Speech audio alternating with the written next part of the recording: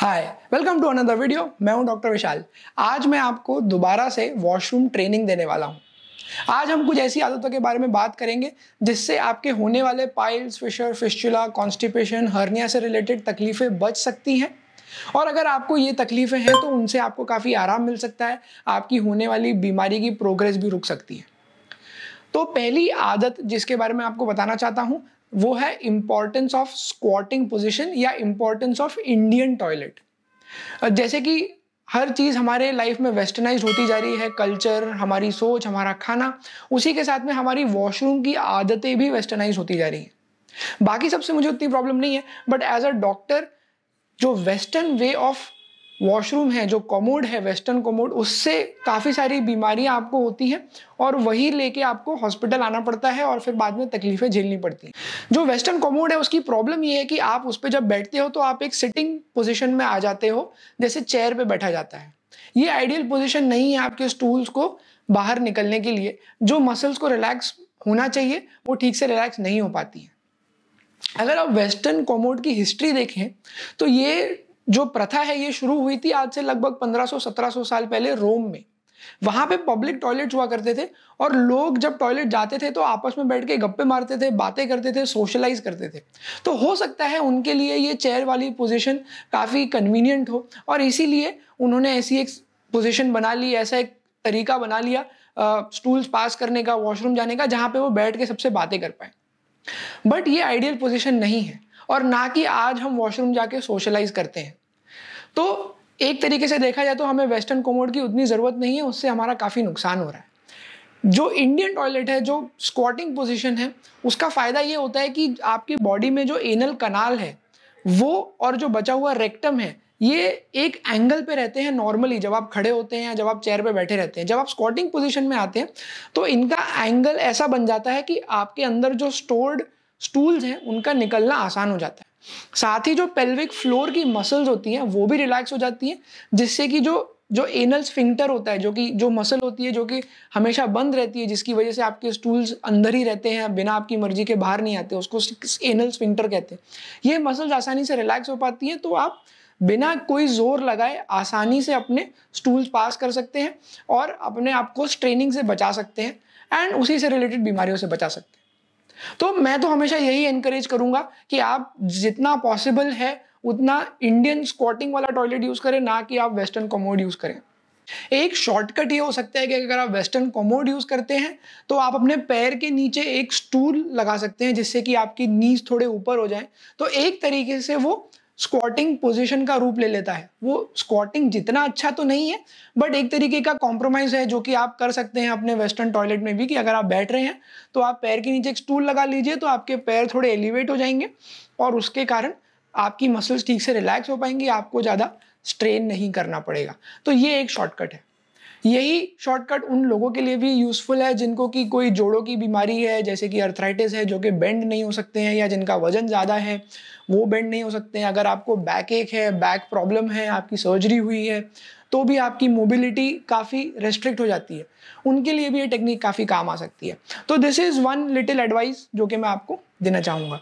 उसी से related second is straining के बारे में। The second advice, the second habit जो कि मैं आपको बताना चाहता हूं, जो कि आपको अपनानी चाहिए, कि आप जोर लगाना बंद कर दीजिए। बहुत सारे लोग होते हैं जिनको कॉन्स्टिपेशन होता है और कॉन्स्टिपेशन होता है तो वो जोर लगा के कैसे तो करके अपने स्टूल्स पास करने की कोशिश करते हैं, यहाँ वहाँ की दवाइयाँ खाते हैं, चूरन खाते हैं, लेकिन पूरी तरह का भी ठीक नहीं हो पाते। तो ऐसे लोगों के लिए मेरा रिकमेंडेशन यही है कि आप एक क्वालिफाइड जनरल सर्जन के पास जाइए, किसी गैस्ट्रोएंटरोलॉजिस्ट के पास जाइए, जो भी आपके एरिया में है जहाँ आप पहुँच सकते हैं, उनसे ढंग से ट्रीटमेंट लीजिए, अपना कॉन्स्टिपेशन दूर करवाइए, इंस्टेड ऑफ स्ट्रेन कर करके और बीमारियाँ बढ़ाने की और बुलाने की कोशिश करने के जगह पे। आप जितना स्ट्रेन करेंगे उतना आपको पाइल्स के चांसेस बढ़ जाएंगे, हर्निया के चांसेस बढ़ जाएंगे और भी बहुत सारी आपको तकलीफें हो सकती हैं। तो स्ट्रेन करना is not a good habit. आप जो जोर लगाने वाली आदत है उससे अच्छा ये होगा कि आप जाके अपना ठीक से ट्रीटमेंट कराइए और अपने कठिनाई से इजाद पाइए। तीसरी जो मैंने बहुत कॉमनली देखी है लोगों की आदत, वो ये है कि अगर वॉशरूम अच्छा नहीं हो तो वो वहाँ पे मोशन नहीं कर पाते, वहाँ पे स्टूल्स पास नहीं कर पाते। तो उस इंडिया में तो वैसे ही हाइजीन का बड़ा ही ख़राब सिचुएशन है। बहुत कम चांसेस है कि आपको कोई अच्छा वॉशरूम मिल पाए, स्पेशली अगर आप ट्रैवल करते हैं, आपका कोई फील्ड वर्क होता है, तो ऐसा होना मुश्किल हो जाता है। तो इस वजह से लोग ठीक से मोशन पास नहीं करते हैं। उसका नुकसान यह है कि जितनी देर आपकी बॉडी में स्टूल्स रहते हैं उतना उसमें से पानी अब्जॉर्ब हो जाता है और फिर वो इतने कड़क हो जाते हैं कि उनको एक्सपेल आउट करना या आपको मोशन करना उतना ही डिफिकल्ट हो जाता है। तो जितना आप उसको होल्ड करने की कोशिश करेंगे उतना ही आप अपने लिए तकलीफ इन्वाइट कर रहे हैं। तो जैसा भी आपको वॉशरूम मिले, चाहे आपके हाइजीन स्टैंडर्ड के हिसाब से ना हो, बट अगर एक्सेप्टेबली भी अच्छा है तो फर्स्ट अपॉर्चुनिटी पे आपको अपना मोशन पास कर देना चाहिए। अगर आप उसको रोक के रखेंगे तो आप कॉन्स्टिपेशन इनवाइट कर रहे हैं। एक समय ऐसा आ सकता है कि आपकी आदत बन जाए, जो आपकी इंटेस्टाइन्स है वो इतना कॉन्स्टिपेशन झेल के डायलेट हो सकती हैं कि फिर आप चाह के भी ठीक से मोशन नहीं कर पाएंगे और फिर उससे रिलेटेड काफ़ी सारी प्रॉब्लम्स होती है, आपकी क्वालिटी ऑफ लाइफ ख़राब हो जाती है। हम नहीं चाहते हैं कि ये सब आपके साथ हो। तो the third advice for you is that आप जितना हो सकता है जो भी वॉशरूम आपको मिले, सबसे पहले जाके अपना टाइम पे मोशन कर दीजिए, ज़्यादा उसको रोक के मत रखिए। लास्ट जो आदत, जो हैबिट, जो मैं टिप आपको देना चाहता हूँ वो है कि कितना टाइम आपको बैठना चाहिए वेस्टर्न कमोड पे। जैसा कि मैंने बताया, पहले लोग जाते थे सोशलाइज करने, वो वहाँ पे बैठ के गप्पे मारने के लिए जाते थे।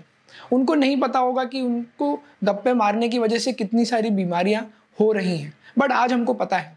हमको ये भी पता है कि एक बार जब आप मोशन करने बैठते हैं तो जो आपका न्यूरल रिफ्लेक्स होता है, जिसको डिफिकेशन रिफ्लेक्स कहते हैं, जो कि आपकी ब्रेन से आपके स्पाइनल कॉर्ड के द्वारा जो नर्व्स आती हैं, जो कि आपकी मसल्स को इंस्ट्रक्शन देती हैं कॉन्ट्रैक्ट होने के लिए, जिसकी वजह से स्टूल्स नीचे आते हैं, ये सारा साइकिल लगभग 10 से 20 मिनट ही चलता है। यानी कि अगर आप मोशन करने बैठे हैं, आपकी मसल्स लगभग 10 से 15 मिनट तक ही कॉन्ट्रैक्ट हो सकती हैं और उसी दौरान स्टूल्स या मोशन बाहर आ सकता है।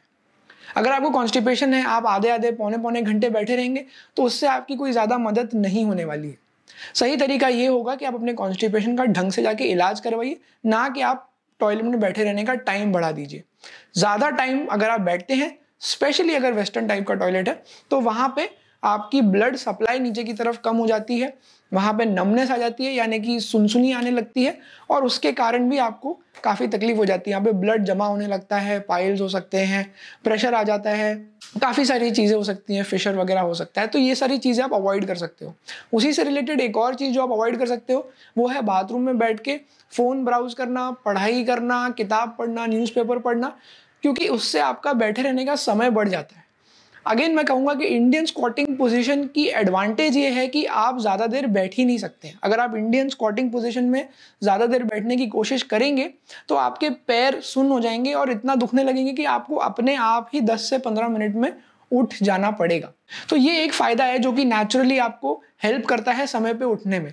और इसमें जो भी आपको सुन्न होता है, जो भी आपका ब्लड सप्लाई कम होता है, वो आपके पैरों पे होता है। आपका जो नीचे का एरिया है, जो एनल रीजन है, वहाँ पर कोई ब्लड सप्लाई को हैम्पर नहीं होता है।